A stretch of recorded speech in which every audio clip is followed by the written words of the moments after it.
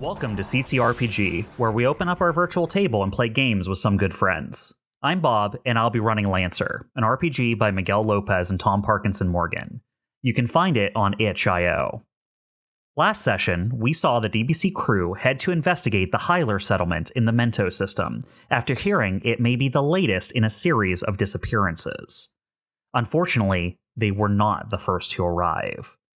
4 crews representing the Free Space Pact, a loose pirate coalition, have already divvied up the city into territories for salvage.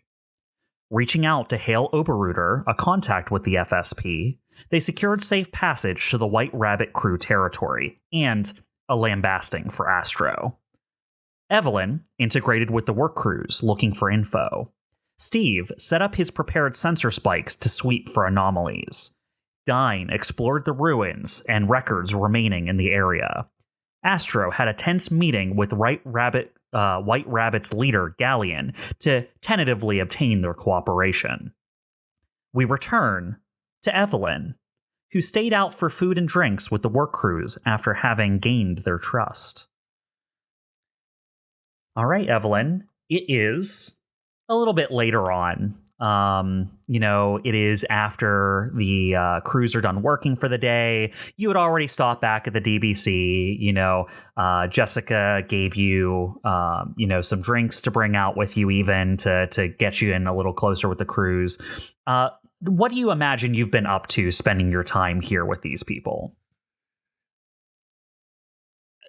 Honestly, I feel like early on when we were working, Evan was trying to swap stories and get information in that respect. Just strike up conversation, see where it goes. But I think we established previously that there wasn't anything really gained from that. So at this point, Evelyn's just maybe she's still listening for information, but I think she's focusing on having more of a good time than anything. And just to be clear, she wasn't planning on being out too late. So yeah. She figures we need to regroup. You're probably heading home as dusk falls. Right. Also, I did pick up some kebabs for curry because I said I would. Yeah. You're probably heading home as dusk falls. Like the sun's going down, everyone's done eating, everyone's had a good time. But you have been passively listening as everyone's been swapping stories and talking about basically how things have been going on the planet. So I want you to go ahead and make me a pilot check for just kind of keeping your ear open and being open to learning new information in this environment. Yeah, sure. I mean, that sounds like word on the street. I mean, probably. Let's see. My word on the street is a 4. So. Take accuracy on this because of your background as a worker. You have well integrated with this group. Excellent. So you should form a union. Unions are always good. Overthrow the bourgeois. You met the leader here, right?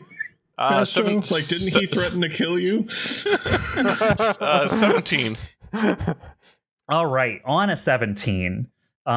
What you will know from your time spent here, Evelene, is people trading stories for this and that. And as people get drunker and talk about just random things they heard, things they don't think matter too much, you hear an interesting piece of information.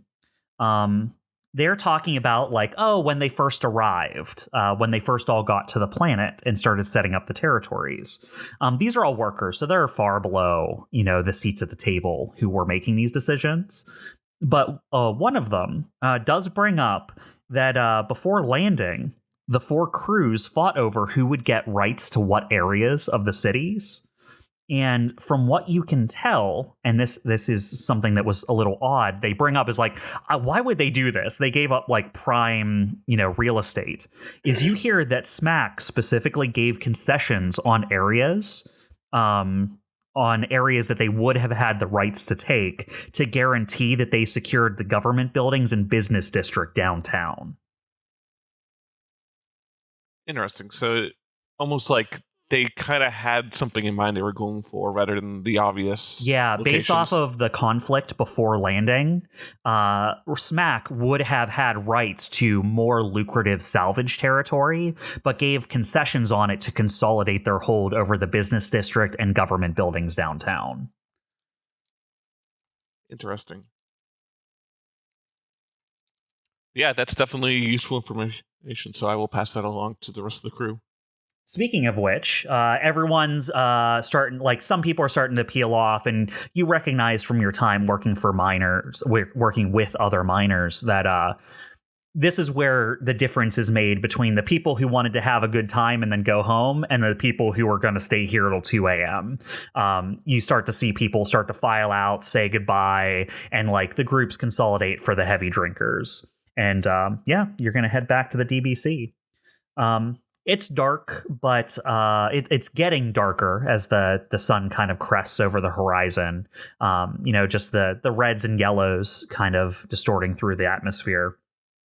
The one thing you'll notice is you still hear the sounds of work happening. While these crews are done for the day, the work does not stop here. There are crews working at night. A few streets over, you can see like these heavy construction lights like beaming down onto streets, and you can hear the walk and movement of like heavy mechs like patrolling streets. Some of them probably even working mechs. The equivalent of the kind of construction mechs you are familiar with. Anything you do on your way back to the landing pad, Evelene? I think she's enjoying the peace that we have right now. Before she fully expects, as soon as she gets back, that someone made a Starling revelation or Astro has made an agreement to something that we didn't really like, and now we have to deal with. Like that one's true. Yes, I think she expects shit to hit the fan as soon as she gets back, so she's enjoying the moment while she can. Okay. Calm before the shitstorm. Also, yeah, basically, and also the way you describe the situation is literally like, this is music to her ears in a sense. So it's almost familiar. Yeah, exactly. All right, so you head back. As you get to the landing pad, you look around. It is just really quiet.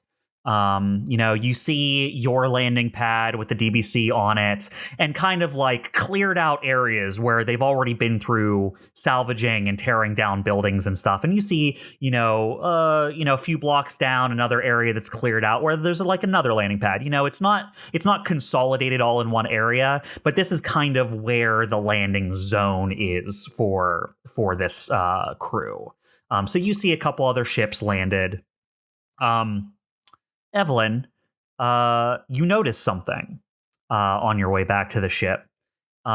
Is that you look around and the guy who was like watching the landing pad and who was like taking everyone's money. Yeah, taking everyone's like landing fees is nowhere to be found. And some of the lights shining down on the landing pads are like off. Oh, that's odd. Like, so if anything, if we came in later, we might have even like saved ourselves a bit of money. It's hard to say. It's it's a little it's a little dark and there's no one here, and it's actually like hard to see a little bit because like the landing, like the docking lights for some of the pads are just shut off. I imagine I have like a work light or something on me. I feel like that's something Evelene has on her at all times. So maybe she'll turn it on just to make sure she doesn't trip over everything. Okay. Yeah, make a pilot check to look around. Do I even have a trigger for that? You might not. Roll perception. I know. I thought that immediately and like, no. I mean, maybe like stay cool, just like focus on not tripping. But I could see that being not. Yeah, in this situation, it's not really performing a task requiring concentration, dexterity, speed, and precision under pressure. I'll just roll d20. Yeah. Just Straight up pilot check. Yeah, that Three. sucked. 3. Okay. Yeah, you take out your work light that you probably have strapped to your belt. Just hold it up over your head. It's like, man, it's hard to see out here. I better turn this on to get a better look at heading back to the ship. And yeah, you just head towards the DBC. And then suddenly you trip over something. Oh, ow.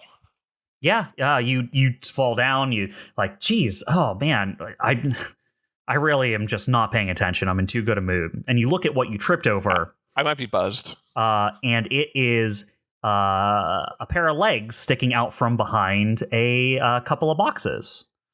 Does he have shoes? Yeah. It's a wicked witch. What? It's a wicked witch of the West. You killed the wicked witch. I'm gonna look around real quick to see if there's anyone nearby. No, not to your eyes. I'll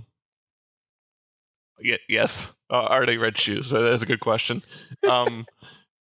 I'm gonna see who owns these legs. Okay, you hold up your light and you take a closer look, and it is the large man who originally took your fee when you landed. He is dead, or is he sleeping? He is knocked out behind a couple of boxes, and as you hold the light up, you can see the side of his hair is matted down by some red liquid. Evelene will kind of look up, do like a big sigh. As you do, Evelene, you see two people from maybe 10 yards away, both pull pistols on you. You didn't see them in the dark. Yeah, figured as much. So like right behind me or nearby or what? Basically, you lean down to look at this man behind the boxes. You pull your head back up, and they're like right in front of you. You see two people holding pistols aimed at you.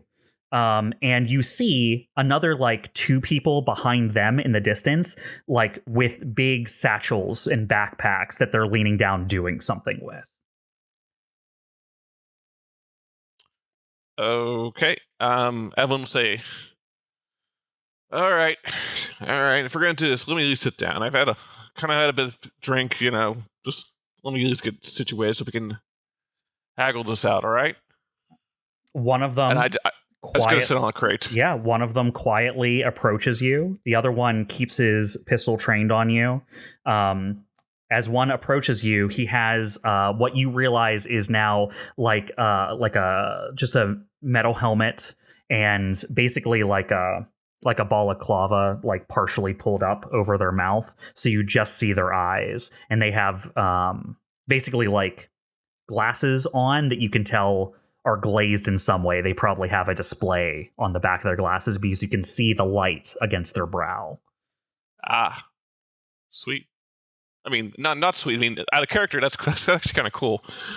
But yeah, okay. So, Evelyn will say, "Okay, all right. Well, what do you want?" Evelyn, and are you ain't getting this kebab though, because this is for someone else. This is off limits. Evelyn, are you armed? Honestly, I was just thinking about that. Honestly, coming in. Oh yeah, armed with deliciousness. I think coming into the day, Evelyn is not armed. I don't think she'd have a reason to, like, especially because, like, we were just let into this work site, and it'd be really suspicious if, like, she joined a bunch of workers and had a gun on her. She's like, "Hey, you never met me before. I'm integrating your system, but I also have a weapon." Some of them had weapons. Oh, did they? They're pirates. Yeah. Yeah, actually, then in that respect. But would you have known that going out to meet them? That's what I'm that's a good point. Letting you decide. I can't decide on this one. I think. I mean, to be fair to you, yeah, you did know where in a nest of pirates right now. Yeah, the more I think about it, yeah, so I do have a weapon on me. So you may be, enjoying your fellow man and knocking back a few drinks with the workers, but you do know we're in a kind of a perilous place. So I think you're right, Todd. Yeah, I have a concealed weapon. You have a concealed weapon. Yes. Okay, is it your light signature then? Is my light signature. Okay. They'll give you a once over as they get closer, like aiming the pistol at you. So you have a spiked kebab in one hand, and it's like in a box. It's in a box. Oh, it's in a box. Okay, so you're not just walking around with a little needle with a bunch of meat hanging off of it. Okay. Although I can do some John Wick shit with that. I do not have it like that. Yeah. No. They approach covered and say, "Drop your gear." What, the kebab? Everything. You want me to undress? The hell is wrong with you? Your gear. All right. I put down the light. I put down my work belt. I do not pull out the concealed carry. I leave that in my pocket, or the side pocket. Who are you? Evelene Bolick. I work at, and then she'll jab a thumb at the DBC. I'm just returning back to work to get some sleep. Evelene, as you look over at the DBC, the people who set down the satchels, you notice are approaching the DBC holding things. Do I know what the things are? From this distance. All right. He looks over his shoulder at the DBC and then looks back at you. Man, I just want to go. I just want to go to sleep. What the hell do you want me for? You're going to stay right here. All right. Whatever. Fine. All right, Evelene, you watch as the people in the distance start walking over to the landing struts for the DBC. If there's an opportunity where they don't look at me for a second, I'm going to do a thing. But okay. I don't know if that happens yet. Yeah, I mean, that happens every once in a while. So we can just say you time this for when one of those times is. He does keep checking over his shoulder to check on the progress of what the people are doing. I'm going to shoot the ship. You're going to shoot the ship. I see. Okay. I know this is going to put me in a dangerous situation, but that is my choice. Absolutely. And I figure shooting the ship is the best way to get people's attention. Yeah. Okay. Go for it. Go ahead and make me a pilot check. Tell me what you want success to look like for this pilot check. Are you trying to shoot the ship and get out of the way of this guy? Or are you just trying to shoot the ship, damn the consequences? What is Evelene? What is the maneuver you're pulling off here? So the priority is shooting. I'm going to shoot the DBC at the spot that's closest to where our meeting rooms are. Obviously, it's dark, and it's probably going to add a bit of a challenge to the shot, but basically something that will make an audible noise to alert the rest of the crew. My second priority. I will say that you know that the ship does have sensors in it that if it is hit, alarms go off inside. Even better. Perfect. Yeah. I'm not trying to damage the ship. Just set off the sensors. Then. You have a handgun. You can't hurt a ship. Yeah. And then roll out. Then immediately take some cover because I know they're gonna. Okay. So I'm gonna recap for you. Success looks like you shoot the ship and then roll off the crate to get cover. Exactly. Yes. Got you. What is that pilot check for you? The closest I've got is stay cool, I think. I'd say that's good for this. Okay. Whew, okay, this is a nerve-wracking roll. So it's a D20 plus 4. 17 again. I'll take that. 17.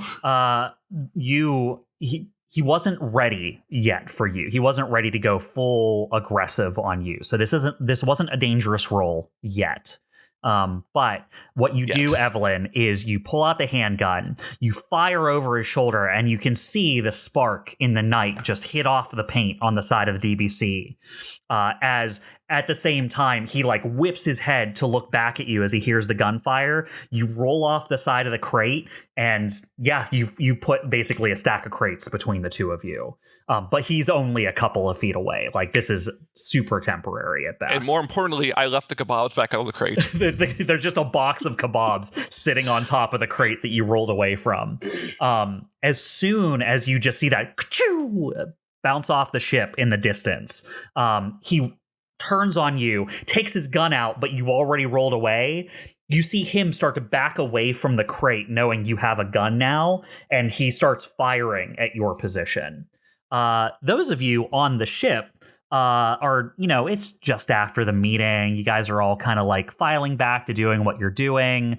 I imagine some of you maybe even went to the bridge to like just check on things. And all of a sudden, the ship alarm starts going off like all throughout the ship. The klaxons start going off for like assault, like someone is attacking the ship, basically. What do you do? Dyne immediately stops what he's doing and rushes down towards the mech bay to load into the Prometheus. Okay. He's not sure whether it's people or whether it's mechs. The alarm doesn't tell you. Yep. He'd rather be over-prepared than under-prepared. That seems like over-prepared to me. Which is good. I like that. Astro will, as soon as he hears alarm, he'll dash off to like the nearest like intercom and ring Ruination Conditioning's room, and he's like, Ruination, get to the bridge now, and then he'll sprint off to the bridge. Okay.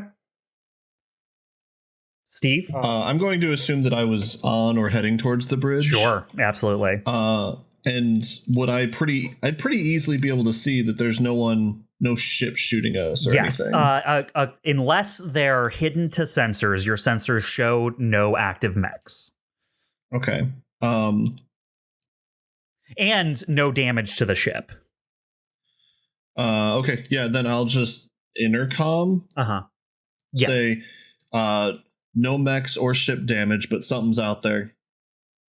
Astro. Dyne will kind of respond over the intercom. He's like, great, so that means it's people. At night. Well, isn't this fun? Rowdy drunkards? Probably not. I mean, the one who shot you was probably a rowdy drunkard. I mean, Evelene is, yeah. Yeah, you're not wrong. Boss, should we suit up? Hold off. Let me get to the bridge. I want to see what else the sensors say. All right, I wait. All right, so yeah, that is one tick on your all's clock to get respond to this situation. As we return to Evelene, who's in the middle of a firefight. Evelene, you've rolled behind some crates that are basically on the same side as the knocked out dock tech that you negotiated with earlier. You basically crouch down behind the box so as to not like give a target, and you start hearing pew pew, like just hitting off the sides of the crates you're hiding behind. And you hear hustling from the two people who were aiming at you earlier from the other side of the crate. What do you do? Am I next to... I wish we had a name for this guy. Am I like close to the body of you do not guard guy? Unfortunately, you do not have this person's name. You guys never asked when you landed. I'm more struggling because I want to know what they referred to him as in this conversation. Right. That's all. Unfortunately, unknown. Dockmaster. Yeah. Okay. Am I near the body of the Dockmaster? Yes. Does he have anything like? I would imagine he's got to have some sort of equipment, like a wrench or some sort of like dock stuff. Is there like I only have like a second to look at dock stuff. He has a clipboard. Oh yeah, clipboard, I mean like, his clipboard is there with his pen. That could be a weapon. That's like a sword and shield. Actually, yeah. Give me... Not like a sword and shield. I wasn't being serious. No. Hey, roll with it if you want. The yeah was for grabbing the clipboard, not the yeah as I'm using it as a sword and shield. Unless it's like a future clipboard, which could be used as a shield. Pen is mightier than the sword, but is the pen mightier than the gun? It is a cheap-ass clipboard. Fine. Is it... And there's just one guy... Is it one guy shooting at me or multiple? two now. You know that the two people who drew weapons on you, you can hear them hustling and taking position, or maybe even advancing on you from the other side of the crate. You would have to peek to get a sense of what they're doing, and that would be slightly dangerous. You do not know what the two people who were setting something up are in the process of at this point. Yeah, right now I don't care about them. I'm going to focus on the guy who's immediately shooting at me. I did grab the clipboard. I think what I'm going to do is I'm going to frisbee the clipboard at a crate some distance away, like in the direction it would be like if I were trying to crawl away from the situation. Okay. Yeah, so you're trying to make a distraction then. Exactly. And then as he looks to see what that noise was, I'm going to take a shot at him. Okay. Yeah, absolutely. Little question mark appears over his head. What was that noise? Yes. This is solid snake tactics here. I'm looking for a cardboard box next. So Zero from Borderlands 2. His mask just shows a question mark on its face. Yeah. I'm gonna take a shot after that. I don't know how you that seems like another stay cool roll, but I don't want to abuse the pilot check if I. I'm not calling this stay cool because it is more about like outthinking them than like, precision and dexterity, right? This is more about like, can you make a convincing distraction? Is this distraction with gadgets? I'd give it to you. It's a stretch because it's not a gadget, but I'll take what I can get. If it was a future clipboard, then it would be a gadget, but it's not. I'll let you do that. Distraction with gadgets. Okay. Get that sweet 2. This is dangerous now. I rolled a 5, so it doesn't matter. That sucks. So what happens is you throw the clipboard and try to hit a couple of boxes to like make a noise. As you do this, they're not distracted at all. In fact, you now realize they were advancing on your position as one of them comes around the side of the mountain of crates that you were using as cover and opens fire on you. You're going to take 2 damage. Gosh, I have to actually pull up my pilot sheet and see what my health situation is. You are not wearing your assault hard suit. Ooh. Because you weren't. Yeah. Or in your work overalls.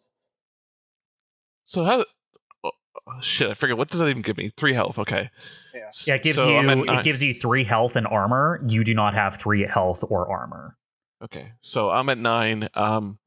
Do we normally track health in combat log? You can. Yeah. I'm doing it now. HP. So how much damage was that? If it helps you keep track of where you are, 2. It is 2 damage as you get winged by a pistol bullet. Okay. Well, that hurts. All right. While this is unfolding outside, you get a ruination conditioning. So let me put it this way. Steve, ruination conditioning arrives just a couple of seconds before Astro does. They both like burst into the room. RC jumps into his operator's seat, and Astro, what do you do? I'll jump into another station and also kind of take over some operation roles. So I'm gonna say check. I'm gonna yell at RC. RC, check the sensors. I'm gonna check the external cams. Okay. And he turns on the cam feed and looks at all the different videos being displayed from the various cameras we have set up outside the ship. So Astro, you're gonna be trying to get a sense of what's going on out there with the cameras. What is Steve doing? I'll also say to Steve, Steve, get ready to. I don't think it'll come to this, but get ready to get us out of here for a quick launch if things are getting dicey down there. You want me to start the engines? That's not quiet. Just there's a stage before starting the engines, warming it up. Yeah, I can just not push this button right here. Just be on standby then. I hold my finger over the button without pressing it. Perfect. Do some of your like pre-flight check, just in case we need to get out of here in a hurry. Are you asking me to look busy? Hey, you're the pilot. You know what you need to do to take off. So I'll leave you to it. All right. So Astro, you sweep around with the outside cameras as you're hearing over your shoulders. RC being like, I don't see any targets incoming. Do I see anything on the cameras? It takes you a few seconds, like flipping through cameras, but eventually you do see on the like landing camera, like where the gangway kind of like descends from the ship for, you know, like that you exit on.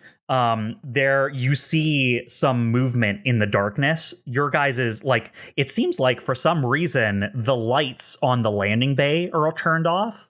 And your ship doesn't have your external lights turned on, so you're basically looking out in the darkness. And you see just a shade of a shadow moving past one of the cameras below the ship. I'll say, in RC, you're definitely not picking up any mechs in the vicinity. Nothing I see. I'm gonna switch modes. I'll say it looks like we got maybe some saboteurs messing with the ship. I'm not sure. We might want to head to our mechs, scare them off. Dyne will just say, I assume this has probably been over the comms. So Dyne's just going to say, I'm just going to deploy. This might be the fastest way to resolve the problem. Go ahead. All right, as Dyne, you head down. You're making your way to the mech bay. I'd say you probably just got there at this point. Okay. You're still gonna have to like start up the ship, start up your suit, and basically get the hangar doors open. So as Dyne gets to the mech bay, he's just going to yell at Artemis and Caster, "Start it up! We've got some friends outside. Not mechs as far as I know, but." Be prepared. As your suit starts powering itself on in excitement. You don't know how you know that, but you feel it. I know that because Artemis is there. Yeah.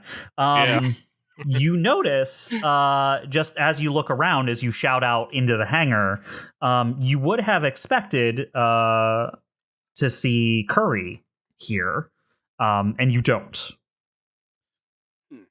Okay.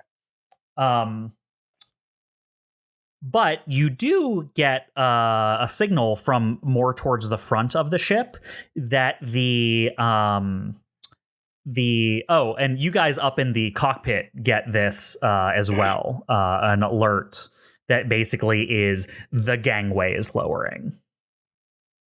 I'll say at this point, to Steve, Steve, why don't you head to the hangar bay and suit up and support Dyne? I'll be coming right after you. Okay. I no longer hover my finger over the button and then start heading down to the hangar. Now, was the gangway lowering because I asked it to, or was something else causing it? No, the gangway is how people get off the ship, not mechs. You have two giant hangar doors on the side of the ship that the mechs deploy out of. Okay. So Astro, the gangway is opening. I'll say, wait, repeat that? The gangway? Yeah, as in people are trying to get inside. You both hear, responding over the intercom, no boss, that's me, from Curry.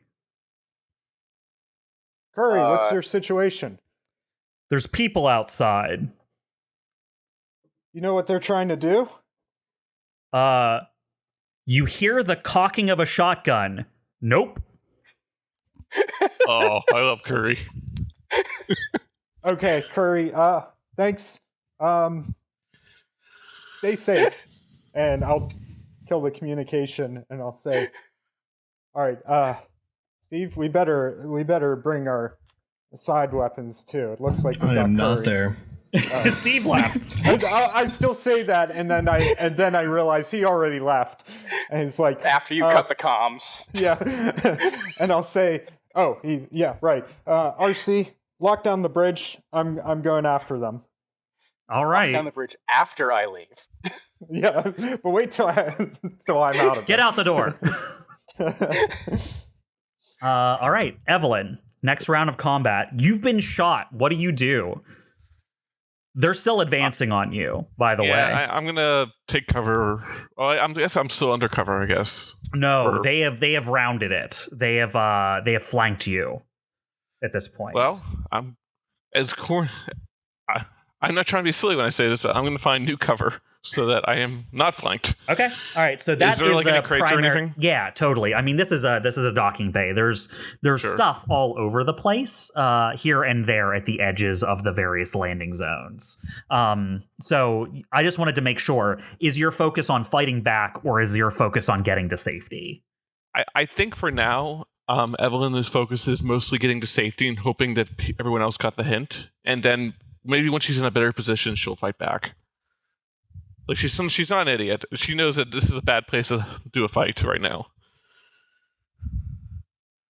So if there's like any crates or anything that's closer to DBC, that'd be ideal. Okay. Yeah. All right. Try to get to safety, Evelene. This is dangerous again. Yeah, I'm trying. I don't stay cool because I'm trying to, quickly get away. I guess. Yeah, I'll allow that. Yeah. You're under fire and you're running away. Yep. Please be a good roll. 11's not bad. 11. You It's still succeed, dangerous. but you still good. take damage. Yeah. As you basically get rounded on by the guy, his partner comes up from the other side and starts firing at you as well.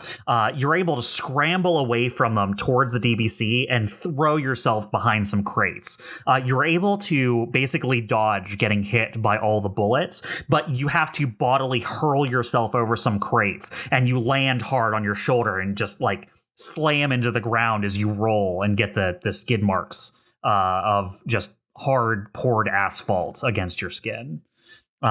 So you may have dislocated your arm, but you aren't shot, and you are good. behind new cover now. I was just updating my status to drop another HP. That's even better though. Oh no, you're hurt too. This hurt you. This is another 1 damage, and now you are impaired. Okay. All right, so you take some cover. You look around. How far away am I? You're a fair away from the ship. It would take you you would have to sprint for it. Past, you don't know what those 2 people over by the ship are doing, but you would have to sprint towards them to get back to the ship.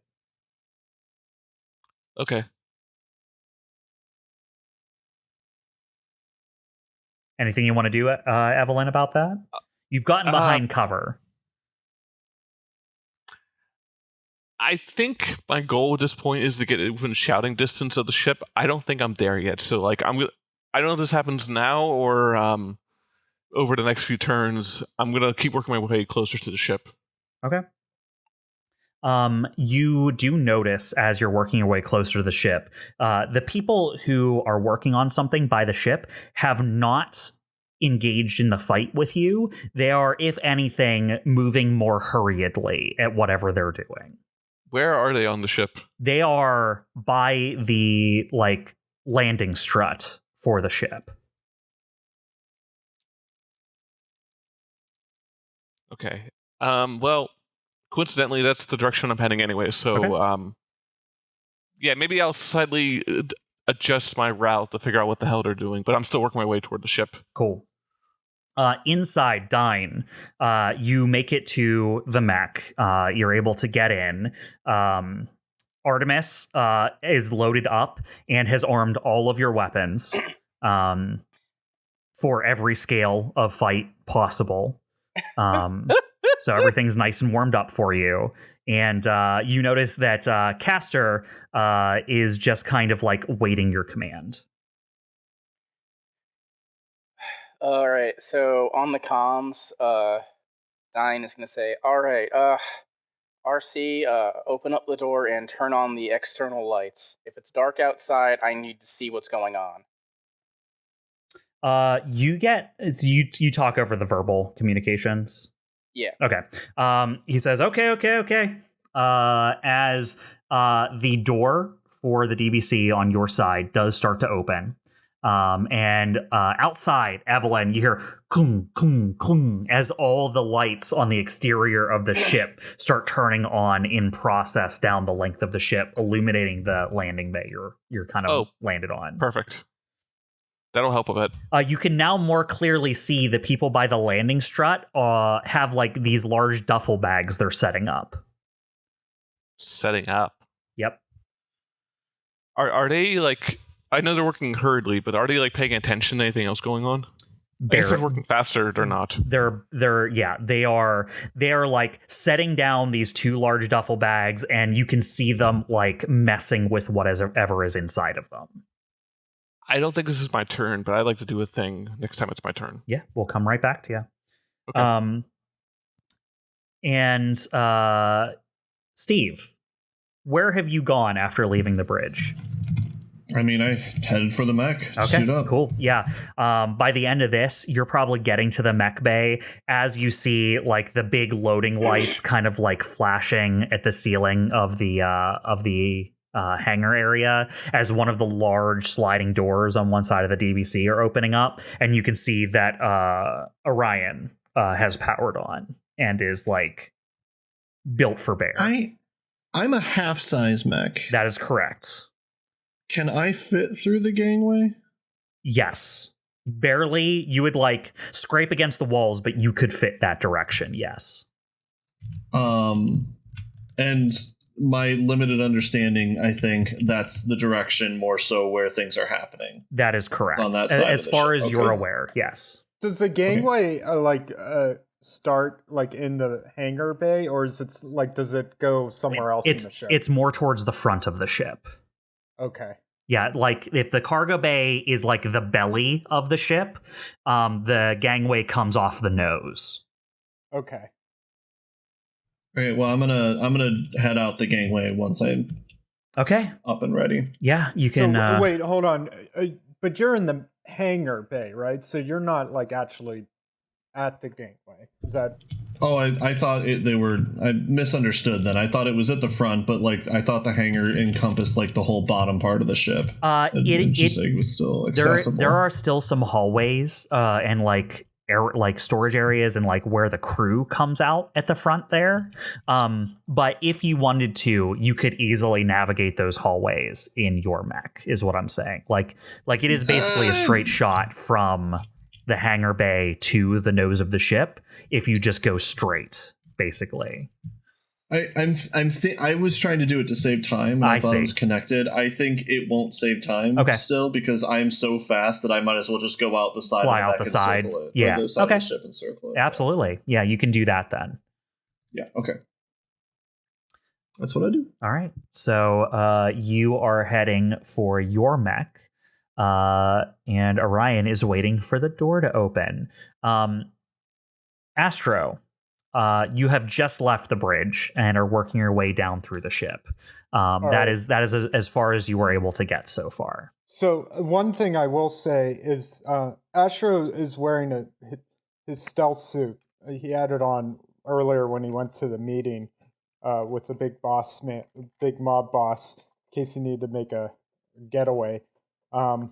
So he's going to start heading towards the crew gangway, and he's going to activate stealth mode. Okay. And try to move their stealth sneakily. Yeah, absolutely. All right, Evelene. You said you wanted to do something. Astro, were you a ninja in one of your movies? Oh, you know it. He was in every genre movie. We've established this. Even genres that haven't been invented yet. Yeah. I don't want to see Astro in a musical, but I'm sure that's happened. I'm sure he's like holding like his gun in like a really stupid fucking way, like 100%. Yeah, like trying to be like all cool.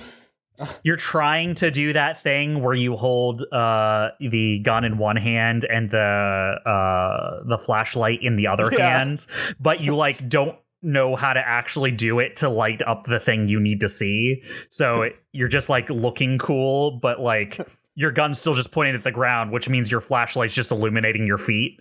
So fantastic. At some point, he's like, "Wait, I'm trying to be invisible. Maybe I should turn this and then you flashlight turn the off." flashlight off. Yeah. Well, that was useless. How close am I to you said the landing pad, the landing, where those guys are working on the ship? The like landing strut at the front of the ship. Yeah. Thank you. How close am I to that? I mean, a ways. You know, it would take you running across open field basically to get to them.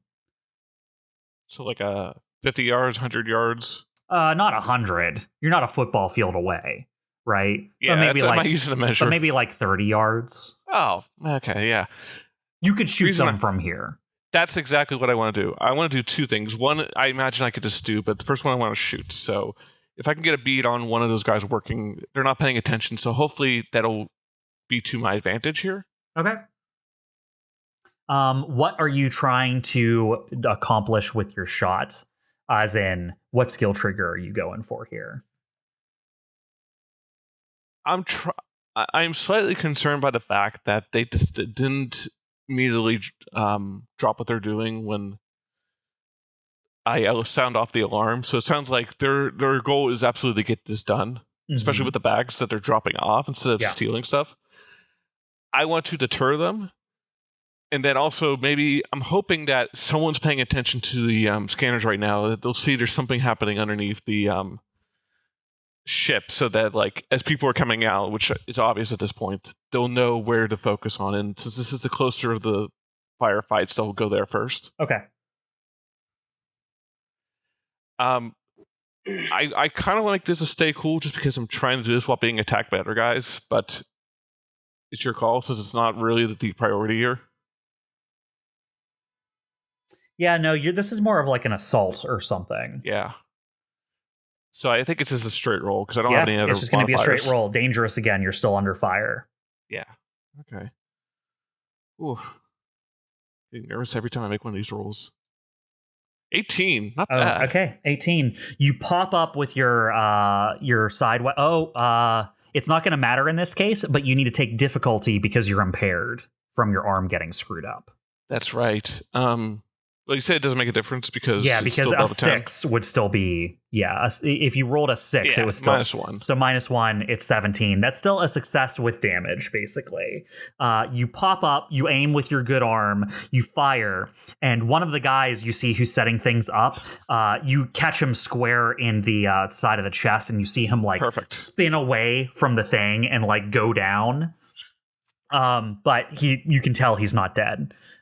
He like crawls away behind the landing strut to give himself some cover, and the other guy you see like wedge himself up against the landing strut to like provide less of a target, and you can see him pull like one of the duffel bags towards him to continue working on it.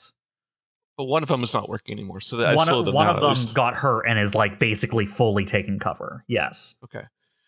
And then as you do this, you pop up. The two people who are still chasing you with guns. Yeah. You hear clink, clink, clink, clink.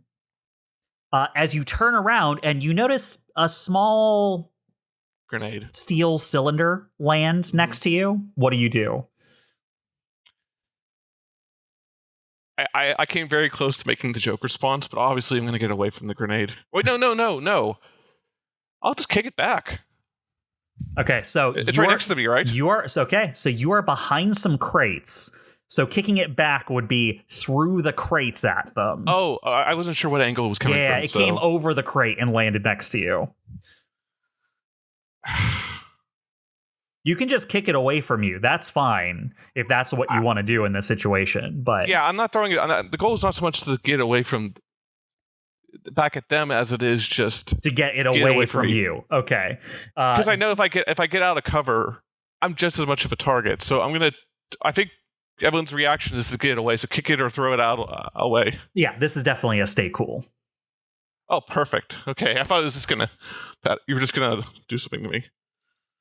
You did fail the roll, but the failed roll was worse positioning, which is a grenade appears. Okay. 22. All right. Hey, this is dangerous. So the D6 that you're going to take as a penalty to this still matters. Hope you roll a 1. Or 2 would be fine, yeah. 2 would be fine. Please be good. 3. 3 is not fine because that makes it a 19. You see this canister land next to you, and it takes you like a full second to realize what it is because you're just under duress and this isn't a situation you're normally in. But you do act fast enough to kick it away from you before it can go off right next to you. But it does go off near enough to you that you are blown back from the explosion slightly. The cover that you're using is ruined and you are scraped up. Take another damage. Oh, okay. I can live with 1. So you are in worse positioning because you don't have cover anymore and you take a little bit more damage. I'll leave this up to you. I wanted to do more thing where I just yell something out. I don't know if that's too late at this point. That fits within the time period, so feel free. You can't make another action at this point because we got to see what everyone else is doing. But I'm gonna yell, hoping that the sensors pick this up, or if the people exiting out can hear me, which I doubt. Unless they're in a Mac, they might be able to pick it up on their sensors. But everyone's basically gonna yell like, "Get your goddamn asses out here to fucking lift the landing strut!" Would I have picked that up? With the giant door opening in the DBC, a person's voice does not, unfortunately, go past that noise. But you guys inside do hear an explosion outside as a grenade goes off. Yeah, I guess. So I am going to give the 3 of you inside one more chance to do something before things change slightly. Okay. Has the door open? Yes. All right. Dyne is going to run outside and very quickly gauge the situation, look 180 around to see what's happening outside before he takes an action. Or he's going to make a snapshot decision right after he takes a look. Okay. You can fairly clearly get a sense of the situation then. I'm not going to make that a roll. You look around and there are people out here in the now lit up landing area. You see where Evelene is pinned down behind a box that just exploded because of a grenade. And you see there are people by the landing strut. Dyne is going to immediately open fire on the people near the landing strut, specifically anyone who's not out and not behind cover. Okay. First. Let me put this to you then, Orion. Your mech is big and its weaponry is bigger. Yes. They are. Remember when you blew a hole in the ship? They are literally right next to the landing strut because after Evelene fired at them, one took cover behind it and the other pressed up against it to provide less of a target while he continued his work. I don't think in this mech have a weapon that accurate that could not hit the ship trying to hit them. How far under the ship is the landing strut? It is like at the nose. This is the landing strut by the nose of the ship. Okay. I wonder if you could just punch them. To be fair, Todd, the thing that blew a hole in the ship was my big gun. Yeah. He has small guns too, like a machine gun that's bullets are about the size of people. Yeah, real teeny weeny guns. All right, in that case, Dyne is going to quickly take aim at the people, because he can obviously tell Evelene and the 2 people shooting at Evelene. So he's going to immediately try to take care of them. Okay, to give Evelene some cover and give her a way out. And then he's going. Then as he's taking fire, he's going to yell at Steve, who's loading in. They're at the landing strut at the nose of the ship as he's taking fire. so that Steve knows where to go. All right, let's resolve yours first, Orion. What weapon are you using? I'm going to use the assault rifle. Yeah, okay. Go ahead and just roll your assault rifle. Fuck him up. 18. 18. You just fire a hail of bullets at these two normal-ass humans who are out here on the landing bay. They don't have time to do anything within the time you basically like jump out and start firing instantly. So they turn to see you and try to dive out of the way.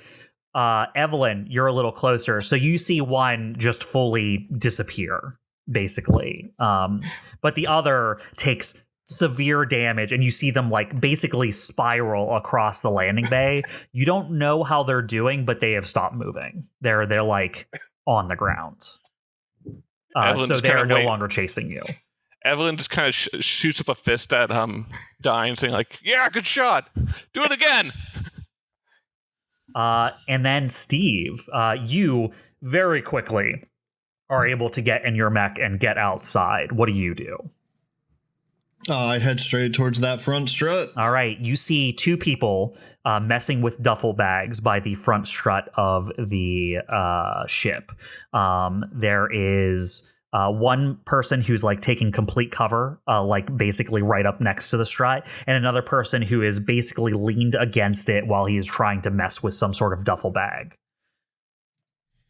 All right. I'm just going to keep my weapons put away and then fly straight up to them and try to grab each of them. Okay. This is going to be a mech check. This is going to be dangerous because of what they're setting up. Not necessarily for you, but dangerous in general. So you can roll either. This is probably your agility, like an agility check here. Mm-hmm. Okay. Because this is just about pure speed. Can you get to them and get them before they're able to finish what they're doing? Okay. 1 second. I'm checking. So I'm not adding like get somewhere quickly or anything. No, it's just the agility from the mech. Yeah, anything you do in your mech uses your mech stats unless it only involves your pilot. So you'll get, I think, a +4 from your agility. Yeah. Does it matter that I'm invisible or anything? They're working at the same speed regardless of you knowing if you're there. Okay. Yeah, so this will... Okay, I didn't know if it was a reaction they were doing or anything. And 17. Okay. With a 17, you are able to get there and get them, and quickly. Describe how you swoop in and grab these people. Well, as I just said, I'm invisible, so I'm just flying through the underside of the ship, knowing exactly that they're just at the strut. I'm not even paying attention to like things around me or anything, just heading for that front strut. And then as soon as I get there, sure enough, there's just two people, and I just grab each of them, probably injuring one or both of them in the process, I'm guessing. But like just taking them both and then flying them away. Yeah, you grab them both, just bodily yanking them away from the ship as you skid away from the landing strut. As you do, you look back, and now Evelene, not Evelene, sorry, the two people out here in mechs. Steve and Dyne, both of you pick up on your internal sensors. Oh, now there's a blip on the sensors by the landing strut. Something has turned on there. I go, oh, good. Is it likely a bomb? Probably. 100% a bomb. I'm still there, right? Yes, you have just whipped away, and then as you stop, like yanking them away, you notice beep. Now there's a blip on your sensor array. We think the bomb's going to go off if it gets jostled? Hey, Astro, how many movies have you been where you have to cut the wires for a bomb? Not waiting for that conversation to get finished. I'm going to throw one of the people too hard away. That guy's not getting back up if he's alive. And then going to grab the bomb and Okay. try to get it away. Yeah, you Shut us up the flash bomb. in as quick as you can, and there are 2 duffel bags here. Can I grab both of them? I mean, I don't. Or is it not? Can you grab both of them? Let's do a pilot check to find out. All right. This is probably just straight speed again, right? Yeah. Dexterity, right? Yeah, absolutely. A 13. A 13. So you get in, you grab both duffel bags. Where do you take them? I don't know the area off the top of my head, so up. Okay, so you just grab them. You quickly jet out from underneath the DBC and just fly just at an angle directly away from the ship into the sky. As you do, you got it away from the ship in time, but you didn't get away from you in time. As you fly up into the air, both duffel bags just blow up right next to you in your hands. It's not good for the guy in my other hand. It is not. As basically plastic explosive blows up like in the hands of your mech. This is going to be...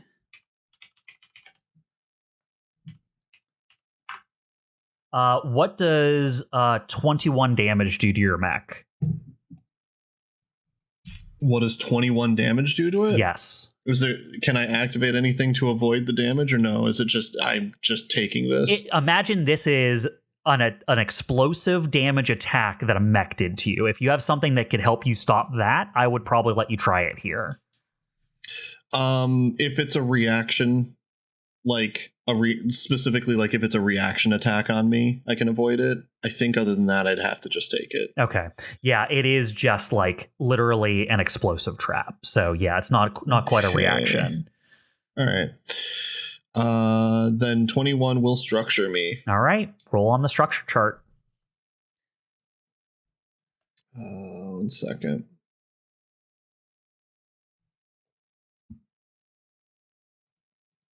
It's just 1d6 or is it 2? 1d6 because you're only 1 structure down.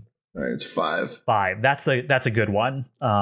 So your arms are messed up. But it didn't do anything to sabotage the structure of your mech. You're still flying. Nothing knocked you out of the air. You got super jostled up in there as you basically got blown up from either side of you at the same time, or like half a second off from each other. But you check yourself. You're still there and your mech's still there. So that's good. The person you were carrying is no longer there. Where'd they go? But yeah, this is glancing blow. Your emergency systems kick in and stabilize your mech, but it is impaired until the start of your next turn. You can see scratches and dents and burn marks on your arms, but you're ultimately came out as good as you could have in that situation. Okay. And the DBC is no worse for wear.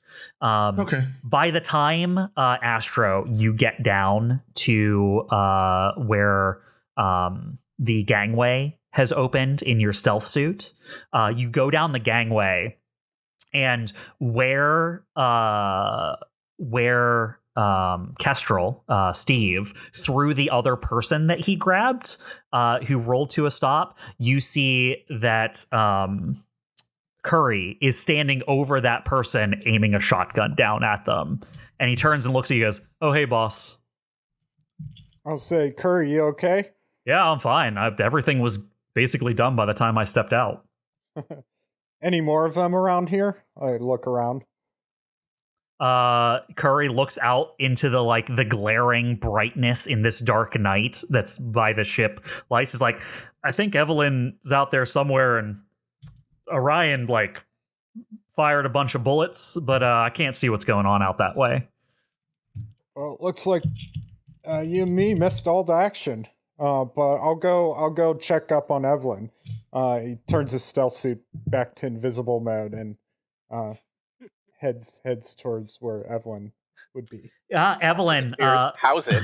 Evelene, by the time your friends acted and got their stuff done, Orion gave you the covering fire and got those guys off your back, and you saw Steve basically rush forward and grab those people off of the struts and get the explosives away from the ship. As far as you can tell, that's everyone you saw out here. All right, I'm gonna, I guess, stand up and look over my ruins of crates and see if there's nothing else I can see like coming in. Yeah, you look around and you see just your allied mechs out there walking around. You see someone standing under the ship, looks like Curry from here in the light coming down from the ship. He seems to be standing over someone with a shotgun. But yeah, that's all that's going on that you can tell. I'm gonna limp over back to the Dockmaster. Okay. Yeah, you limp over to that set of crates. The Dockmaster is still knocked out next to the crates, and you're He is alive? He is. Yeah, you stop and check this time. He is alive. He is. I am grabbing those kebabs. He's breathing shallowly, and you're like, okay, he's alive. And then you grab your box of kebabs from on top of the crates. How heavy is the Dockmaster? Heavy. He's huge. I described him when you guys first landed as towering over Astro. I'll wave over I don't know, Curry. If he sees me, just tell him to help me with Dockmaster. Astro will materialize out of thin air, just a few yards away from you. Evelyn will just turn around and say, like, "Where the hell have you been?" We acted as fast as we could. How are you holding up there? You look like you took some blows. Yeah. Yeah. Not great. We could talk about what happened later, but you should get back to the ship and get yourself patched up. You're not wrong. And I'll motion toward Dockmaster and say, like, we should probably do something about him. I'll look at him for the first time and say, wait, isn't that the Dockmaster who cheated us out of a bunch of money when we landed? I'll check his pockets for his wallet. I mean, he has like a little. It is not like a wallet. It is like a till, like a little metal till. I'll pull that out, toss it to the Astro, and like, well, there we go, problem solved. Let's get him to the ship. I'll take a look at him and say, oh, he looks like he's in bad shape. I'll radio Dyne and say, Dyne, can you come and take a look at this? Dockmaster here was attacked. Yeah, no problem. Fortunately, my Prometheus has some medical equipment already on board that, out of character, I've never actually had a chance to use before. That's what nice. That's what the flavor for your personalizations is. So yeah, you walk the Prometheus over, and as you dismount, it's literally like built into the legs of your mech. There are compartments that have medical supplies. Oh, nice. Medical supplies and equipment. Mm-hmm. And so I can do like on-site quick aid, not like big things, but yeah. Yeah, so Orion, you get out. You see the Dockmaster kind of like roughed up and knocked out. Obviously, you're able to tell like they hit him with a swift blow to the head to knock him unconscious. As is the case with head wounds, it looks a little bit worse than it is because just the head bleeds a lot. But you do want to take a closer look at him because also head wounds can be a little unpredictable, so you're not sure how badly he is really hurt yet. So I'll do some like a good once over and determine the best way to patch him up. Yeah, you get him cleaned up a little bit. You're able to see where they cracked the side of his head. It doesn't look like his skull is fractured, thank goodness. Things look solid there. But you're able to he has obviously like a gaping wound there that you're able to stitch up with what you have there. This isn't difficult enough to require a roll from you. With adequate supplies on hand, you are able to easily complete this. He is patched up, but he's going to be out for a little bit. No problem.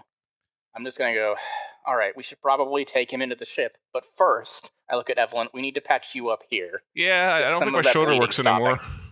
Evelene has been winged by a bullet, and then it looks like her left shoulder is like completely dislocated. So what I'll her do, her jumpsuit on the left side is all scraped up and torn. I'll do some like emergency triage out here, and I'm like, after we get back in the ship, I'm going to do a more thorough cleaning of the wounds and everything. So right now is just more emergency, like stopping stuff from bleeding and some bandages, and we'll do a better treatment in the ship. Works for me. Thanks, Dyne. That's what I've been paid for. And then I'll start limping back to the ship, and then I assume I run into Curry on the way in. You will eventually. I want to know what Steve is up to during this time. I imagine. Yeah, how are you? Probably flew back down, right? And then first stop would have been checking the strut and where I threw the guy. Okay, so you check the strut. You were able to get the duffels away from the strut in time. It doesn't look like any of the explosion hit the ship, so everything's nice. But just a quick assessment from you, you're able to be like, if those would have both gone off on this strut, the whole ship would have like tipped forward, basically, right? It would have been like knocking out one leg of a tripod, essentially. Mm-hmm. So that would have sucked.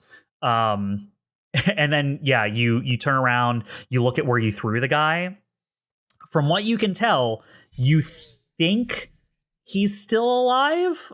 You'd have to get down. You would have to exit your mech and like go look a little bit closer. But as you get a little closer, you can see that the ship's mechanic is standing over the guy who is like writhing on the ground, groaning a little bit, just with a shotgun pointed at him as he's like watching the horizon to see what's going on.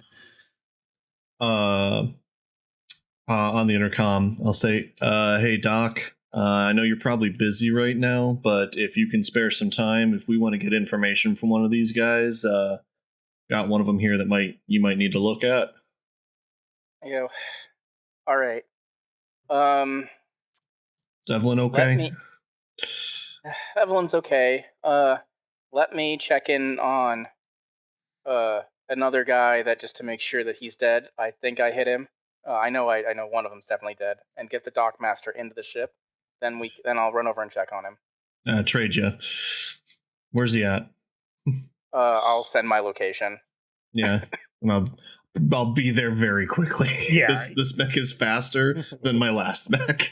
He just keeps getting... If you make another character, we won't be able to see you anymore. Yeah. You can barely see this one when I start activating Just stuff. in a constant state of motion.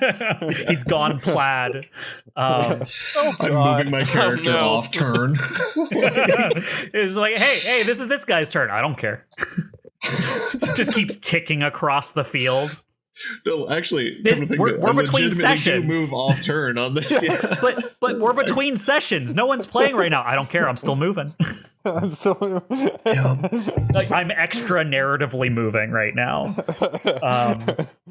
But you get there quick as Dyne's like going over to Curry to check on the other guy. He looks like real bad. He used a reliable 2 machine gun on a couple of dudes. So they both took at least 1 mech damage. So he's dead. He's not. There's no coming back from this, Steve. Sure. I'm gonna get out of my mech and search what bit of him isn't destroyed. Yeah, he's not. It's not gruesome, fortunately, but he was thrown a distance by the hit, and one of his limbs his leg is gone. You can tell he bled out, but he is covered in kind of like rough, very worn, like combat fatigues. Go ahead and make me a search and tell me what you're looking for. I want proof that he's from the other pirate crew. I know that he is, right? But I want it's proof. an educated I want guess. dog tags sure. or something. Okay. Well, in character, I know that he is. Okay. I'm gonna call it read a situation. That's a good one. Yeah, go ahead. Ooh, 6. 6. Okay, so you read a situation, you pat down this guy, and you're just positive this guy's from Smack. Or at the very least, well, I mean, you do know that they did talk about the other 2 crews feuding with them on their borders as well. Mm-hmm. Yeah, but this crew told you they're in bad with Smack from a previous encounter, so it would make more sense for him to be part of Smack. Or would it? Or is this... You're sure that he's from one of the other pirate crews. 100% positive and like 90% sure he's from Smack. But this guy didn't have anything with him, and if he did, it got thrown off of him. Like, you find no identifying info. All right. Well, did what I came here to do. As Orion, you get to the other person who is wounded. One of the 4 saboteurs who was attacking. Curry just like fake salutes you as you get down out of your mech. Hey, Doc. Made sure he wasn't going to do anything crazy, but look at him. I don't think he could if he wanted to. So think he's your field now. I go, no problem. But since this guy is, well, alive, I'm gonna do an investigate to try and see if he has anything on him. If he has like weapons, I'll take him away. But if he has any sort of identifying things, that's what I'm specifically looking for. Okay, yeah, go for it. 11. 11. You sort through his various items and weapons and arms. He did have a weapon on him that was like holstered in a leg holster. You're able to like unholster that and like basically like skid it away, and you see as you skid it towards Curry, he steps on it to like stop it on the ground to basically say he's got it. As he collects the gun for you. You rifle through his pockets and some other things. What you find is like a folded up piece of paper that is the location of where you are right now. It is basically like a rough description and the planetary coordinates for this landing bay. And you can see basically signed at the bottom just a name. The name is Pound Foolish. That is who signed this note. Does Dyne know that name? I don't think there's any way you would. Okay. It's Pound Foolish? Pound Foolish is the name signed at the bottom of the letter. It is not really a letter. It's like a note. It is... The way it is written, you don't think it is this guy's name, but that this is a note from this person to this guy. It is the location. It is like almost orders. It is like this location and the coordinates for this location, but it doesn't have any other incriminating things on it. Like it doesn't say what they're supposed to do there. It's just like, go here, basically. Well, Dyne kind of knows what they were doing here. So yeah, that part you've solved. That's a mystery in the book. You can close that case. One solved. We figured out. Yeah. All right. So Dyne will then like bind the guy's hands behind his back. So even if he does for some reason wake up, which he doesn't expect him to, he doesn't like do anything, and then do some very quick triage. This guy is pretty messed up. He has a few broken bones from what you can tell, and is bleeding from various scrapes like all over their body. They're in a condition. I'm going to need you to roll for them. So basically what Dyne is going to do, he's purposefully only treating the most serious wounds, but leaving some of the more painful but non-life-threatening wounds not treated. Just keeping him alive. Yep. Are we the bad guys? Dyne is kind of angry at this point. 10. That's the bare minimum to keep him alive. So it does reflect exactly what you said. As you patch him up, you're able to get him to a point where he's out, and he's probably not getting up anytime soon. But they are not gonna die at this point. A little worse off than the Dockmaster you treated. I'm gonna say, well, Curry, if the head of the pirates on this area is as hospitable as I've heard, we may just be turning this guy over to them.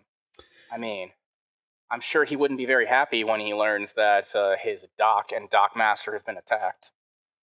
I mean, but we weren't very happy. I doubt pirates are more accommodating than that. Oh, well, considering what we heard about he almost did to Astro, I'm sure he's going to be very accommodating to this man. All right, I'll go get one of the hand trucks so we can wheel him in. Sounds good. Just gets a dolly. Yeah, he gets a dolly out of the hangar is what he does. Yeah. Can I show up for that conversation? Oh, absolutely, for sure. Okay. And I'll just ask: are we planning on questioning him first? Oh, we'll keep him in the ship overnight. If he wakes up in the morning, by morning, then we will definitely question him. But I imagine that the pirates will probably notice explosions on their dock, and we probably need an explanation. I'm not risking our ship for hiding a man. Especially not with how the pirate leader in this side tends to treat. Oh no, I didn't figure they'd have a problem with us questioning him first. But if you think we need to hide him to do that, then yeah, that makes sense. Well, we can certainly ask if we can be part of the interrogation. Well, Fair for enough. now, let's get him inside as Dyne lifts the unconscious dude onto the dolly. So Evelene and Astro, you've made your way out to where Evelene is at this point, right? Correct, yes. Okay. So what are you looking for out here in your stealth suit? I want to be looking for any other reinforcements, and if there are another wave of attackers coming from. So maybe I'll just make a round around the ship, and then I'll radio ruination conditioning, and I'll say, RC, I need you to keep an eye on the sensor networks. Let me know the second you pick up on anything. I just want to make sure they don't have friends coming. He's like, yeah, I already switched over to life signs. Unfortunately, what you have on this rust bucket isn't very specific, so I can just see number of life signs nearby. How many of you are there again? Wow. Astro size. Evelene and myself are out here. Curry, Dyne, and Steve are by the ship, so that makes 5 of us. And then also, well, I'm seeing 7. So do you need to kill 2 people? Dockmaster. Oh, yeah, I guess we have some casualties from the other, some wounded from the other side. Okay, so no then. You should be good. Yeah, okay, well, just let me know if that changes. I'm going to do a once over. If I see the 9 become a 10, I'll let you know. If it goes down to 8, you might know before I do. Wasn't it 7? Oh yeah, 7. If yeah. I added 2 9. more people. I added 2 more people on top of 7 is the mistake I made. Honestly, that could be 100% in character. Like, RC doesn't pay attention to it, but we do. I thought it was. I legitimately thought it was. That was a Bob mistake. You scared me. He says, if I see it tick up from 7 to 8, I'll let you know. If it ticks down from 7 to 6, you might know before me. All right. At that point, Astro reveals himself to be a mirror man. Oh, no! Rip off my face. I mean, you may have done that in a Mission Impossible style movie before, so. Yeah. Got the mask. Okay, so yeah, Astro will just in his stealth suit kind of round the ship a little bit. Just see if there's anyone he missed. He's just doing his due diligence. Yeah. He's pretty sure we've dealt with the immediate problem. he'll do that, and if he doesn't see anything, discover anything, he's gonna go back up the gangway and head to the bridge. So as you go around, you will notice, like a couple of these, the lights are off on the landing docks. And one of them you see like their hatch, like the access hatch on the side of it, on the side of the pool is open. So you're like, oh, well, I mean, that's different and interesting. So see what's going on there. As you get close, you will see that the panel was left open, but you have a little bit more of a in-depth knowledge of what the stuff inside there should look like. Make a pilot roll for me. Okay. Let's see. Investigate. Hacker fix. I'm not fixing anything. I'm just trying to figure out what's going on. Can I do an investigate check? Yeah, with your skill set, you can investigate this.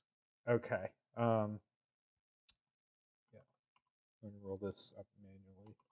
20 plus 2. Oof, 6. I mean, from it's dark out here. Yeah, from what you can tell, it looks like they got in there and like sabotaged the lighting systems. Okay, but you're not able to get much more deeper info on it. So that's fine. So I can't really tell what they're doing, but could I take some time and see if I can try to fix it? Oh yeah, it literally takes almost no time. They like from what it seems like they did, they just like tore some wires out. Basically, you basically patch the wires, put them together, everything works again. Okay. The light comes back on. This is one of 4 lights that look like they've been sabotaged. Okay. I'll go to each light and try to get them back on. I feel better about having our ship not be completely in the dark. Yeah. On the subject. You go around knowing what the problem is with each of them. You flip them all back on. All right. And I'll head back to the ship then. All right. Evelene, you grabbed the kebabs and headed back, right? Yeah, I think I'm too banged up to contribute to anything, and I think everyone's kind of doing the things I would do if I was in ship shape.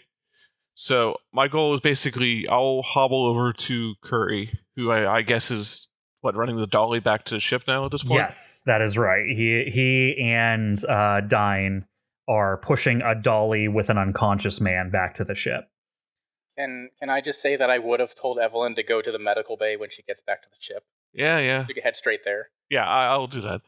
Before I do that, wait, do I recognize the guy? Yeah, he was the one who was shooting at me, right? The guy that they captured? Yeah. No, he was one of the people setting up the duffel bags. Oh, okay. Because those are the 2 people that Steve grabbed. That's right. Sorry. I'm gonna. Yeah, I'll just kind of look at him, kind of nonplussed because got what's coming to him, and then I'll hand Curry the kebabs. Oh, Evelene, you remembered. Thanks. Actually, hold up, and I'm gonna take the box back. I imagine there's like 3 or 4 kebabs in there. Sure, yeah. I take one of them, give him the box back, and I just eat it on the way to the medical bay because I need something after that ordeal. Curry looks flummoxed. He's like, I mean, I'm just grateful you got me anything, but something about how you did that made me feel like you were taking something from me, but you gave it to me in the first place, so I shouldn't feel bad that you took one back. Yeah, no, that's on me. I shouldn't, but I do. Anyway, thanks, Evelene. Get up to medbay, or fucking Dyne's not gonna let any of us hear the end of it. Yeah. As Dyne is right there pushing. As Dyne is right next to him. Yes. Yeah, you know how Dyne is. Does the old? He's right behind me, isn't he? But Dyne just looks over. Dyne just looks over at Evelene, and he's like, "Yeah, you're right. I won't." Dyne knows. Yes. Okay. So you all get back to the ship. What are you guys doing? What's this night look like for you now that your ship has been attacked? Astro wants to call emergency meeting. Everyone in the ship report to. He hits the buzzer. Beep, emergency meeting. One of us is an imposter. Dyne responds over the intercom. It has to wait until after I finish treating Evelene. Until then, we can wait. I don't know. Eveline's been acting really sus. Just because I missed one meeting to go out drinking with my new friends does not make me sus. But yeah, what do you do to help Evelene out here? You just reset her arm and patch up her wounds? Yeah, like on the landing strip, I was making more like general triage things, and here I'm like resetting the arm, making sure the bandages are done right, making sure like antibacterial, antimicrobial treatment is done, things like that. Yeah, absolutely. Proper treatment. Evelene, you're all treated up. You can go back to your full pilot HP. Excellent. You, unfortunately, are going to retain impaired as a pilot for any actions that require strenuous effort for right now. Because although he reset your arm, he had to bandage up your shoulder, and it still hurts like the dickens. So yeah, that makes sense. Yeah, so for the next day, for at least one day, you will have a -1. You'll have a difficulty to any strenuous activity rolls. Well, what do you know? She now has a great war story for her new buddies. I guess. I don't know. I feel like this is one of the things I just want to put beyond me.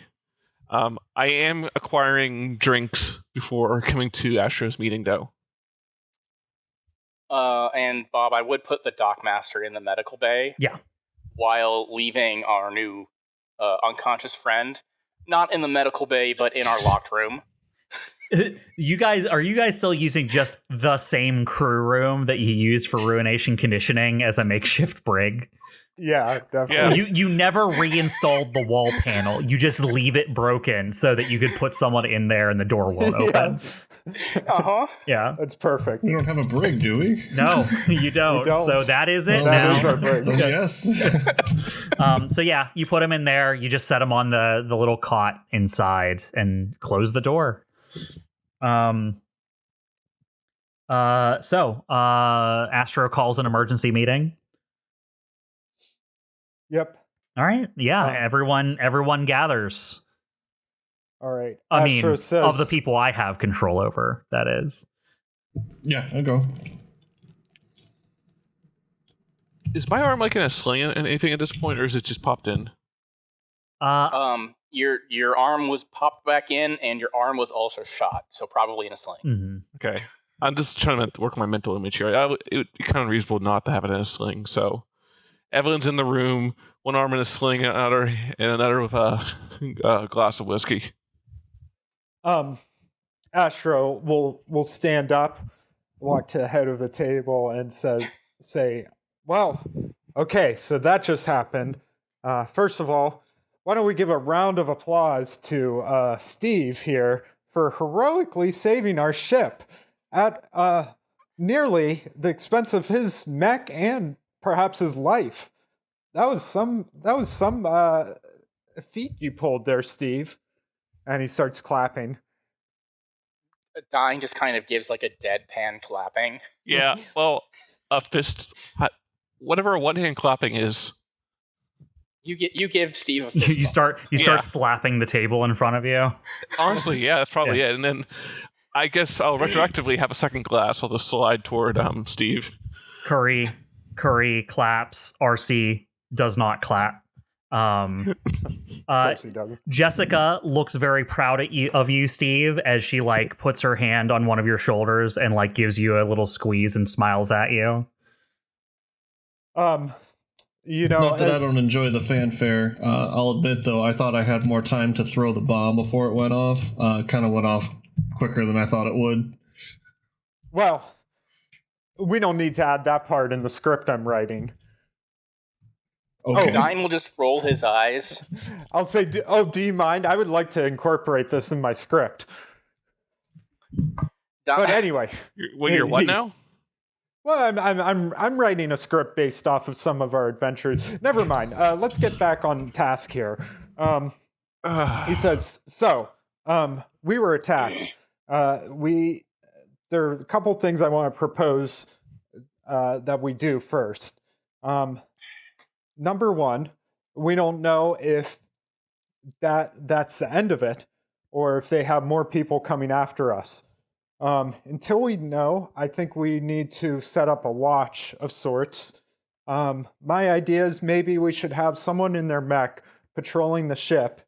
We take 2-hour shifts until we decide to head to the underground bunker we're going to check out tomorrow. And now I'm imagining D&D overnight 2-hour shift rotation. I know. I'm all for this, but have we contacted the pirates here yet? That was my second point. I'm going to contact Ken Palanflare. He told me I can reach out to him if I needed to. They're going to want to know that they had some people making trouble on their territory. I'm going to say, when you do, tell them that we do have a hostage that is alive, though unconscious at the moment, and that their dockmaster is alive and slightly injured, but otherwise okay.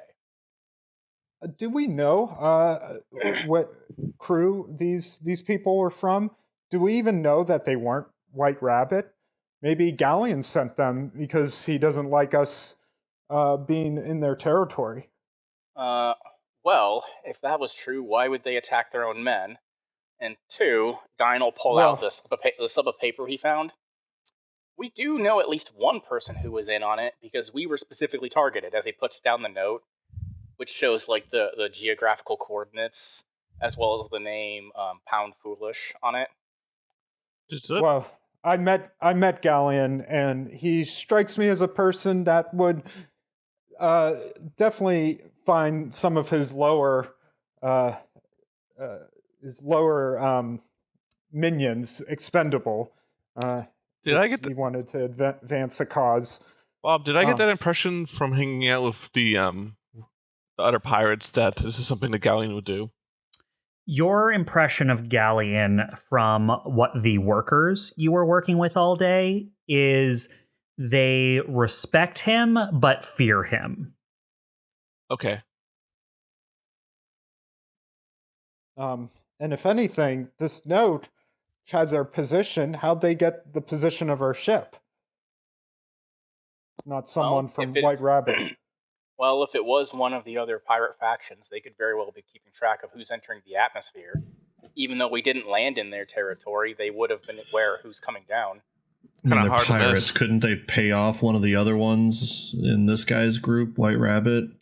That is very true. That is very true. You know, most people aren't as professional as the rest, and you know, you pay them for a job, and then they'll just take other jobs under the table. You got to watch for that. Says RC. I just slowly start turning and staring at him. Are you taking other jobs under the table? Why would you say that, Evelene? Remy, I'm too tired for this shit. Come on. RC's okay. Evelene is both drunk and under pain medications. No, she's not drunk yet. It takes a lot to get her drunk, but she is... She's buzzed and under pain medications. Yes. Besides, you can't compare me with these amateurs. I am obviously a cut above. Squeeze the bridge of my nose and go, next time we have intruders, can we send the kid out after him? I, in person, gagged on that sentence. Evelene did the same, I think. Oh. All right. Enough joking around. RC, good job up there. I'm glad you made it to the bridge so quickly, and started scanning the area. So now we just have to figure out what to do next. Like I said, I'll get in contact with Ken, Pal, and Flair. And I think we should be on our guard now. We don't know if more will come. And also well, on that, go ahead. I was gonna say, if they're gonna come, apparently they're gonna come at night, because they don't want the White Rabbit to know that they're coming and acting within their territory, regardless of who they are. I think once we inform these white rabbits, it's unlikely that we're going to get targeted like that again. I think they missed their chance. Unlikely, but still, I don't want to take any chances. Also, on that matter, I was wondering if we should send the ship away when we go investigate the underground bunker. That may not be a bad idea. Away to where? Says RC indignantly. Yeah. Up. That just seems like a big waste of resources if for it to come up and come down, at a leisure. Well, I just worry about all four of us being away with our mechs, leaving our ship exposed. If that's the time to strike, if there's any time to strike besides nighttime, that would be it. Curry goes, if they were gonna march mechs in here, they'd probably do it, right? It seemed like they were sneaking. Mechs aren't really sneaky, right? The vast majority of them, no, not without some pretty advanced technology. My mech, my old mech at least, was pretty sneaky. And this one's pretty sneaky too. But anyway. Except for that one time your AI went out of control. Yeah. It was only one time. No, I think it's probably safe on the ground as long as we can make it back. Especially if we inform the White Rabbit, they'll probably beef up security, because I get the feeling that if another crew is working on their territory, they're not going to take that kind of shit.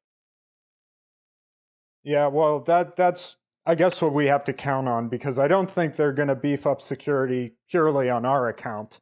But no. They definitely won't be happy with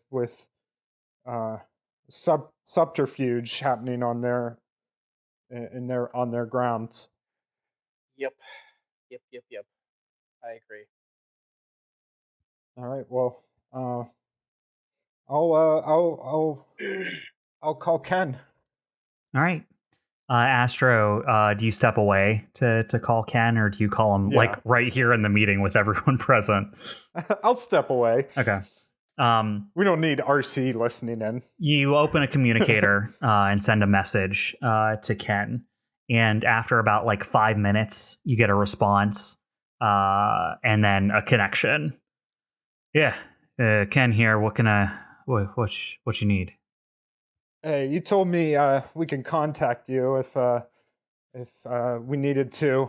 He rubs his eyes. Is like, I did. I also assumed you would take that to mean during normal hours. Well, I would, but I don't think this could wait. We were attacked at night. A group of saboteurs tried to blow up our ship. They incapacitated your dock master, and tried to sneak up and set off some bombs.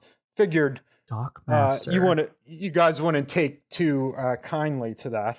Oh, you mean Jeff? Okay, Jeff, got it. Never got his name. No one calls him Dock Master. It's just Jeff. Jeff's getting fees. Yeah, Jeff. Okay. Well, jeez. Oh man. Oh, this is gonna be a shitstorm. All right. Well, you did right calling me. I'm gonna get some security people out your way. I'm sorry, I stopped listening about halfway through to what you were telling me. What happened? Well, we're still, trying to figure out the aftermath of all this, but a group of saboteurs tried to set off a couple bombs underneath our landing strip. People. Yes. Geared up? Geared up, yeah. Like military gear. I didn't get a good look at them. We took care of most of them. We have one who's injured and is in our custody. We're going to question him if that's okay with you, and then hand him over to you guys. Yeah, sure. That's fine for now. You find anything on him? Also, we have Jeff. He's our doctor seen to him. He should be okay. Okay. I didn't ask, but good to know. No, did you find anything? Like, who are they? The only thing we found was a note. Yeah, go ahead. I was going to say, out of character, don't remember don't forget the name Pound Foolish. Yeah. Yep.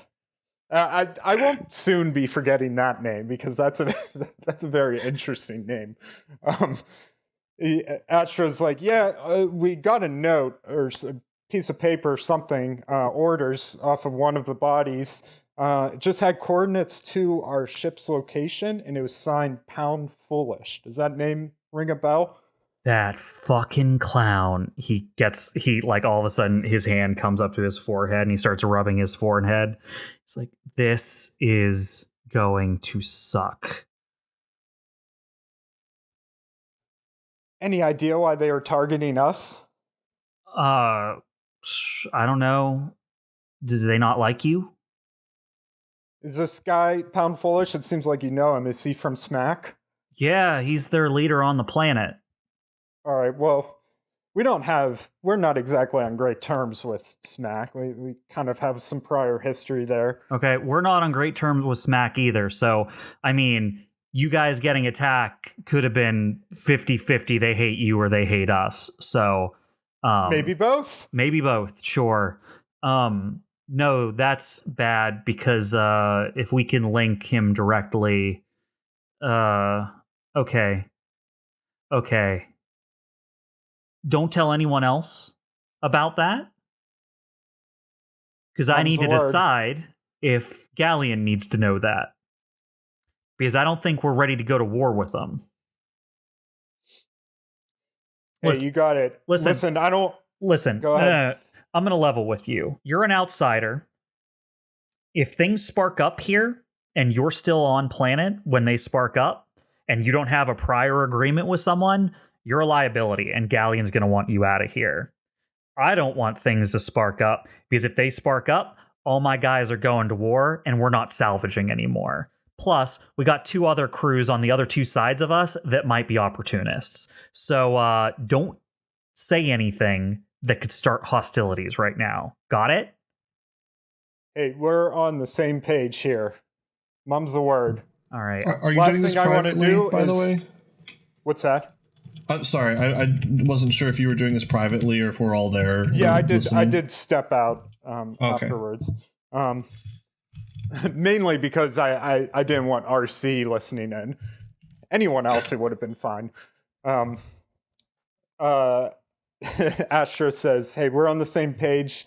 Last thing I want to do is rile up some trouble here. Just want to do what I said I would do for you guys, and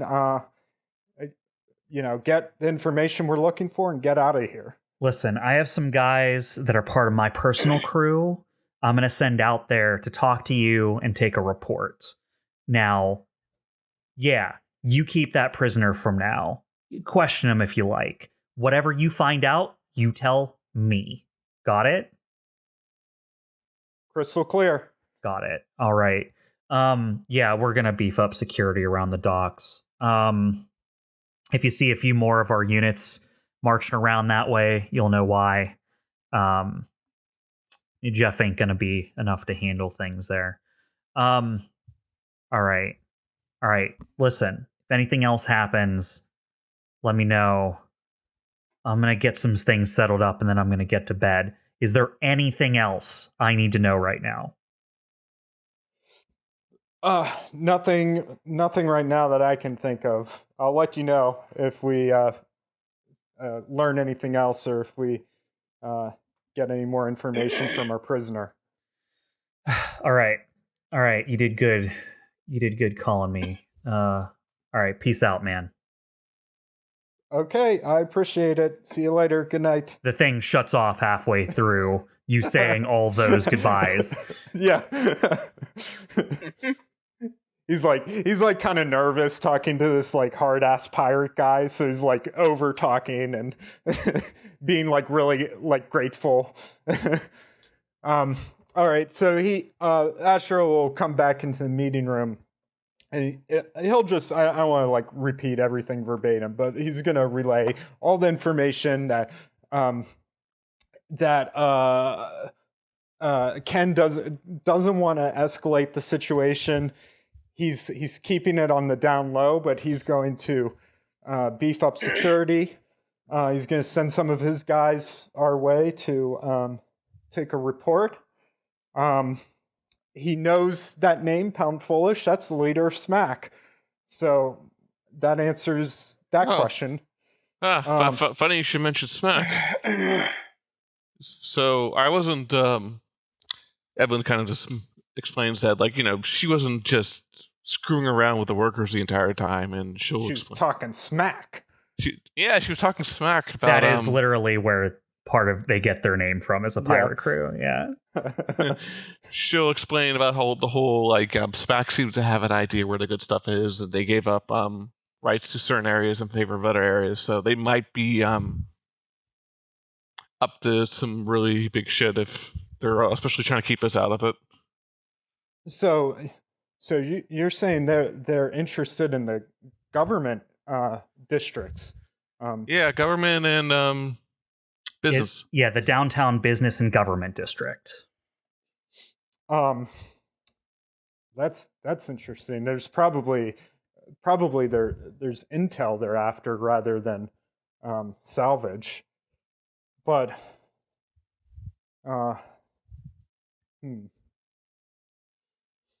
Well, that's something to, I guess, keep in mind, but I don't know what we could do with that right now.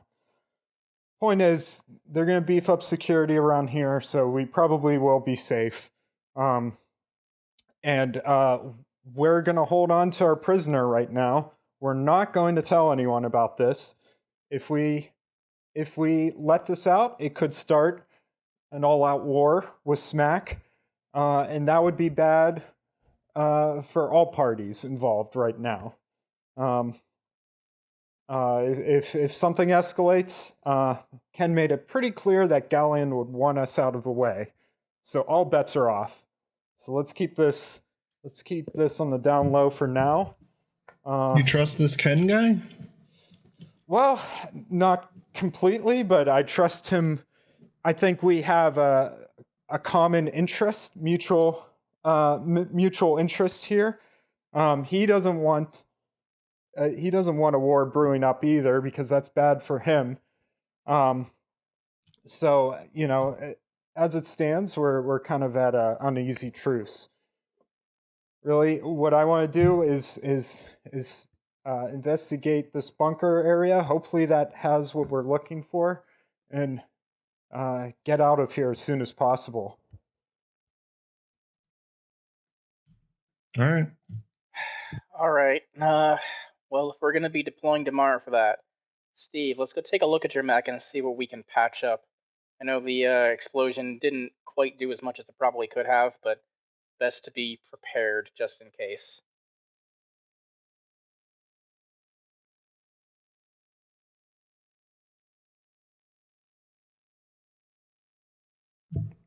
I'm thinking about just using some of the structure to repair it now. I mean, Dyne would help you do that. That's what he's offering. Yeah. Just to help speed up the process. Let's just use 2 repair cap. Okay. Just to repair the structure. Then. Yeah, that can definitely be like the short rest consideration over this night. Okay, cool. I was going to ask if that was cool. So. One real quick thing. Having relayed the entire conversation to everyone, I'll just ask: did I leave anything out? Did I miss something? No, it sounds like you got everything. For now, we're gonna keep our prisoner locked in that room, and he's not allowed to leave under any conditions without 2 or more of us being there. It We'll sounds- interrogate him when good. we can, but it's probably going to be a little bit before we can get to that. We don't know when he's going to wake up.